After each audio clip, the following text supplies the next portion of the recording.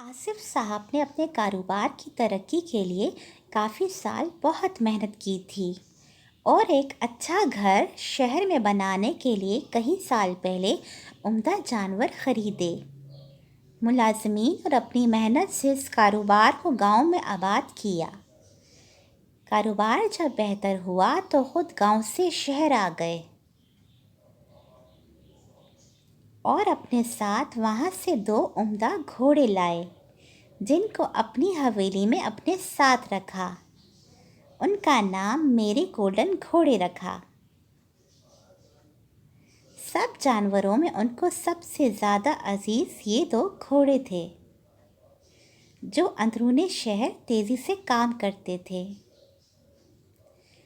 آصف صاحب ہر ہفتے گاؤں جاتے اور جانوروں اور سب کاموں سے فارغ ہو کر پھر شہر آ جاتے۔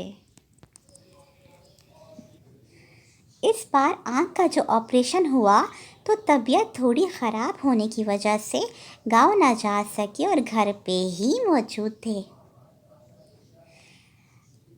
کہ اچانک ساتھ والے گھر میں دوست کے پاس ایک موٹا تازہ اونٹ دیکھا۔